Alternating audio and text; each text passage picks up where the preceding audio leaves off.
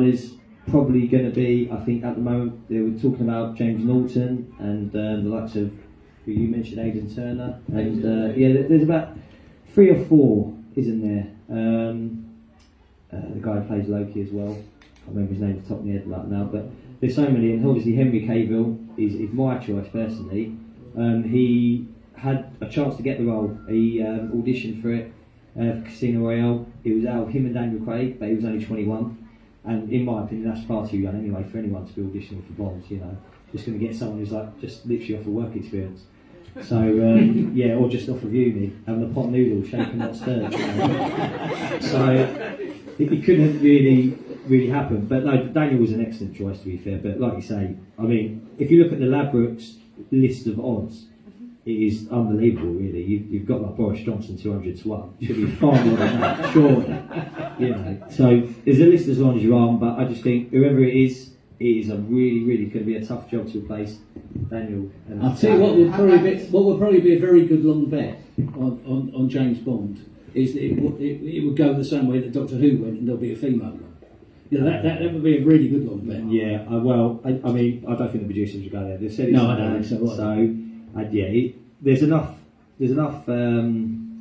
writers out there. I'm sure they can come up with an original female character. I think that's what they need to do with that. But yeah, no, Bond's always going to be Bond. I think it'll continue. I don't think it's ever going to end. I think it'll just carry on as long as Eon, you know, keep it in control of it.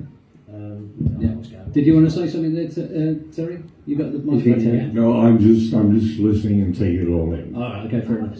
Enjoying it. Okay. I'll just say that Derek, you've still got a potential role there as a female Bond. Yes. Absolutely, yes. Or me. Yes, I could do that one. Little wig on, that'd be lovely. Yeah. No, I think Barbara Broccoli, knowing her pretty well from the past, that it's got to be a man, sadly, and you know, it's not going to be a woman. I don't think in my lifetime it would be a woman. But you can obviously have Bond. There's a lady who's a Bond agent, 00 agent, a black actress. Lashana Lynch. What's that? Lashana. It's the lady who plays Moneypenny. Yeah. No? Oh no, he's talking about another character. Which is great. I mean, you know, they need more tough roles for females anyway. And I agree with that. But Bond is, you know, Ian Fleming. It was made for a man, based on Hoagie Carmichael, by the way. Oh right, okay. No, but we do now. Hoagie Carmichael, the singer, he wrote Lazy Bones and all that stuff. But he based the Bond on that kind of image, dark hair. So it's got to be a man. Do we have any more questions? When's Don't the be shy. cocktails? I was going to say the cocktails.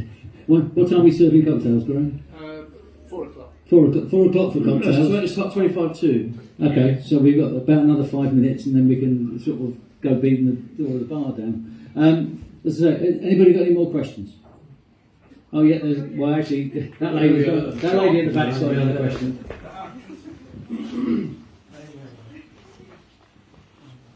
Out of all the actors you've worked with that have played Bond, do you have a favourite? Who you asking? Ask Terry? I think well, I suppose you, Terry. Yeah, Terry. Well, I must admit I do like Sean Connery. I thought he was the original. I thought his presence on the stage, on film, his actions, his fight scenes, his delivery, I thought he was perfect. But I also like George Lazenby. I thought George Lazenby was a terrific 007. Roger, well, I've known Roger quite a while. I thought he played it perfectly. But I do like Sean and George Lazenby as Bond. And Terry Mountain is one of the Nazis. Yeah. I mean, obviously you're going to say that. Derek, what about you? Well, obviously I agree with Terry. Sean, having worked with Sean a few times. Sean Connery, I'll say, is my best Bond. Then I'll say George Lazenby as a one-off, which he could have done more, sadly. But Roger Moore, I suppose. After Sean, it'd be Roger, even though I love similarly George Lazenby.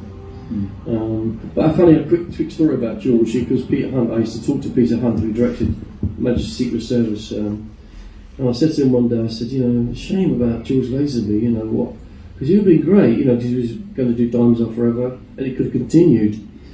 And he said to me, I did so much for him, because he got him tailored and took him around. and he said he was a silly boy. He was such a silly boy, and because he had a lot going, you know, his height, and you know, he looked like a great boy. In fact, I think that he's more what Bond should have been, even though we love Sean Connery. Looking at George Lazenby is what I think Ian Fleming envisaged as the Bond, as far as I'm concerned, anyway. Well, he got offered a 7-film contract, didn't he? What's that? He got offered a 7-film contract. Yeah, 7-film, yeah. And he turned it down. Yeah. Because I think it was mainly because if you've ever met George, I know you obviously very close to him, but he's a guy that doesn't compromise on anything. He's his own man, and when you're Bond, you've got to wear these suits. You can't wear a tux in any other film. There's strict regulations, there's strict things in place, and he said no, I don't want that. You know, and I think that's the kind of guy he is. He's a genuine person, and he's fair enough. Yeah. So let's ask you, Matt. Who was your favourite Bond? My favourite, well, again, I think same as Terence, it has to be Sean Connery. I think you know, you see him, and he's just Bond, isn't he? Everything about him screams Bond, and it's amazing from a guy who literally started in South Pacific, got a job in the Theatre Royal Drury Lane as just someone got him in that job, and he stayed for the year. When he ended in Edinburgh, he had an actual speaking part. And it went from there, and that was in the 50s, and it's incredible his journey from a working class lad in Edinburgh to, you know, one of the best well-known stars you're ever going to see. But all the Bonds were fantastic, in my opinion. They've all done their service. You know, I don't think there's ever been a bad Bond. I know there's a preference to certain people, and it depends what films you like and what style you like, because they all give off a different vibe. Roger was very light-hearted. You know, Sean and Daniel were very tough, very rugged. George had a mix of everything, and Pierce, he was a very cool, charming, kind of debonair kind of person. So there's a bit of everything there. But I think in this new film, it will be a disservice if they didn't have a tribute to Sean Connery and Roger Moore. So I think there's lots of things you expect from a Bond film, but I think that, you know, they deserve a little tribute for their hard work. Well, we will find out when it hits the cinemas next week, won't we? Yeah. Which will be great. Now, Derek, sorry I interrupted you. That's all right. Yeah, get back to George Lazenby. You know, he turned up the Bond premiere with a full beard, and in those days they were very, very fussy about your image. If you're Bond, you've got to be Bond all the time. I think I'm correct, Terry. You've got to dress really smart. And he got involved with this Australian DJ, and the DJ said to George, you know, Bond is not the future, because look at Easy Rider, came out the same year, 69. But that's where it's going to go. The Bond is passé now. Mm-hmm. So that's maybe dissuaded him from doing it. And I think he just, as I said, shot himself. I think he regrets it, I'll be quite honest with you. I think he really regrets that he didn't continue. But that's on, you know, my side. Speaking of somebody who has occasionally been a radio DJ, I can safely tell you that we know absolutely nothing. Anyway, there you go. That's right. So, any more, last call, any more questions? We got one over there, yeah. To Derek. Yes, sir. Because you said about your music, 6 years doing the music. What did you do? The music. Which music? Well, you said you worked in the music industry. Oh, yeah. Sorry, I worked for a Record Mirror and Sounds. I was an office boy, messenger really, during the time of the punk period. You know, I knew the Pistols and the Jam and the Stranglers, the Vibrators, all those bands. And I used to take photographs of bands which were published in NME and Melody Maker. So I always did things connected with the arts, I suppose, you know. Okay. Yeah. Thank you. That's great. So, last call. Oh yeah, we got one in the front. Second to last call. Who's done the most Bond movies? Well, out of these two. No, out of, like Sean Connery and That's Roger Moore with 7. Roger He Moore did with 7, 7. yeah. He went from the 73 to 85. 23 to 85. Yeah. Is that the maximum? 7, That 7, yeah. I mean, Daniel's been in the role longer. Right. He's been in the role longer by about a year or so. Can't remember the exact specifics of it, but yeah, he's done 5 films in that time. Roger done 7. Churned them out, I think, every 2 years on average, which is quite incredible considering he done a. Yeah, I think because Roger's first movie would have been Live and Let Die. Yeah. And his last one was A View to a Kill. Yeah. So that was 85, and Live and Let Die, I think, was 73. Yeah. So there Yeah, you go. Live and Let Die was 76. That's a massive. So that's 12 years. Daniel's done 15 years, Yeah. but there have been some big gaps between the releases Yeah, of movies. and there's been a lot of things in between as well. Yeah, he has done other stuff. Which, Yeah. Sean did It's true. Yeah, I know. I didn't want to mention that because sometimes it's a bit of a sore area. To be Never fair, say never. Yeah, I hate to Yeah. tell you this, we're not only being interrupted by a bus, there's a steamroller coming. rolling back the years. Ignore it, keep talking. Keep talking. But yeah. Anybody think we're in a museum? As long as it's not coming this way, you know. No, I think it's got the world's greatest understatement on the back. It says slow moving. Right. Anyway, have we got any more questions? Because there's a gentleman here. Yeah, Terry, you mentioned when you were talking to Guy Hamilton about Diamonds Are Forever, the Peter Franks role.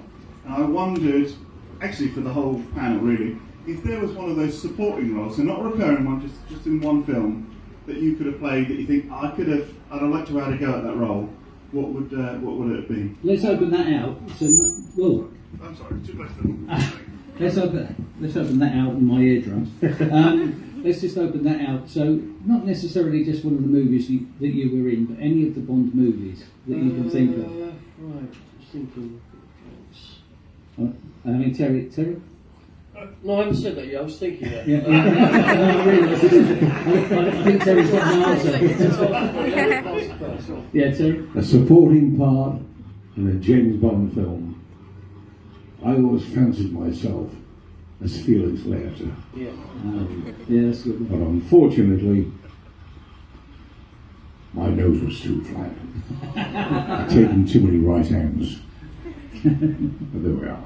Yeah. But, yeah, Felix Leiter, I would like to have played him a couple of times, in the earlier ones. I have the American accent and a round face, short hair. And like you tell me, I was big and rugged. Yeah.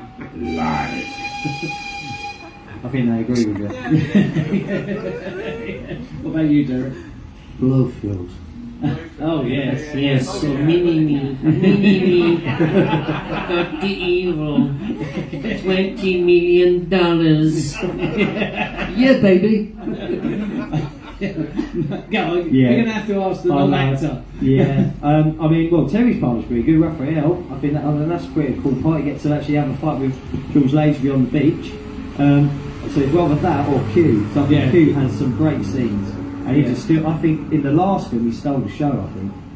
Being with Sean Harris Q, I think he's doing a fantastic job. But Des Llewellyn, he was fantastic.